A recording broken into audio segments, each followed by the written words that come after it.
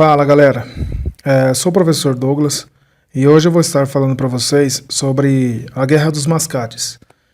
A Guerra dos Mascates, ocorreu em 1710 na capitania de Pernambuco, em Recife e Olinda. Os historiadores eles fazem uma classificação das chamadas revoltas coloniais no Brasil, e nessa classificação eles fazem uma divisão entre revoltas que são consideradas nativistas e revoltas que são consideradas separatistas.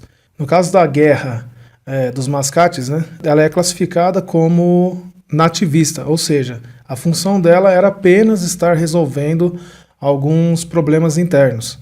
Portanto, não é classificada como separatista, com o objetivo de estar se tornando independente e assim por diante. Bom, alguns dos motivos principais dessa Guerra dos Mascates aí.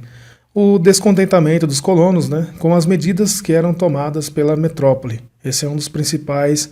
Nesse momento, no século XVIII, a capitania de Pernambuco tinha como carro-chefe de sua economia, a produção açucareira, graças à influência dos holandeses, quando eles estiveram na região, ocupando a região até 1654 ali. Olinda, nesse momento, ela era a vila com maior influência política, e essa influência política também era bem desempenhada aí através dos aristocratas, ou seja, os grandes fazendeiros lá, produtores de açúcar. Recife, nesse momento, era um importante centro econômico, porém ainda não tinha o título de vila, que implicava em uma melhor organização política, uma proximidade maior com a administração colonial.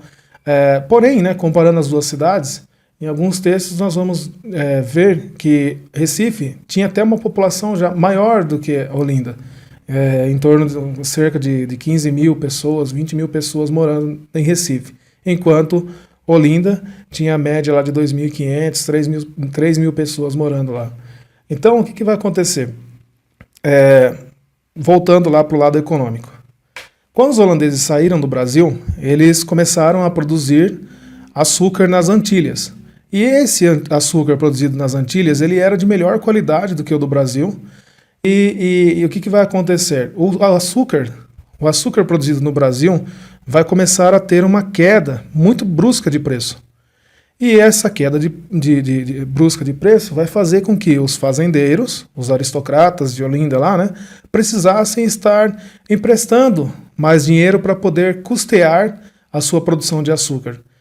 E, ao precisar fazer esses empréstimos, eles sempre recorriam aos comerciantes de Recife. Esses comerciantes de Recife, eles eram pejorativamente, eles eram chamados pelos fazendeiros de Olinda de mascates. Então, o que vai acontecer? Esses mascates, ou esses comerciantes que emprestavam dinheiro para os fazendeiros, eles começaram a se tornar pessoas muito mais ricas ainda, acumulando mais posses ainda. Então, esse acúmulo de posses, acúmulo de riquezas, vai fazer com que eles começassem a objetivar, um maior peso nas decisões políticas da região ali. E o que vai acontecer? Com isso, eles vão exigir essa maior participação nas decisões locais, e em 1710 eles vão acabar sendo atendidos aí pela coroa. E então, em 1710, Recife passa para a categoria de vila, voltando lá, começa a ter um papel um pouco mais importante nas decisões locais. Insatisfeitos e liderados por Bernardo Vieira de Melo e Leonardo Bezerra, os senhores de engenho de Olinda, ou seja, os aristocratas, fazendeiros lá, eles se organizaram militarmente e marcharam para Recife, dando início, então, à nossa Guerra dos Mascates aí. Sebastião de Castro e Caldas, que era o governador na época, ele sofreu um atentado, foi atacado, e após esse ataque aí, ele decidiu fugir para a Bahia. Então ele acabou saindo da região ali.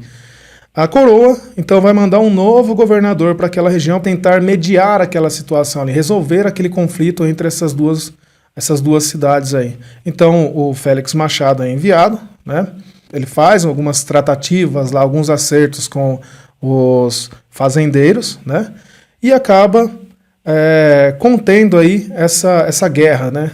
Parando, conseguindo frear essa guerra aí com o apoio, é claro, das forças da coroa, né? Os mascates saem vitoriosos e a partir, né, de 1711, então, Recife não só mantém o seu título de vila, mas também passa a ser a sede da capitania de Pernambuco. Bom, pessoal, espero que vocês tenham entendido aí. Um abraço a todos e não se esqueçam de se inscrever no canal.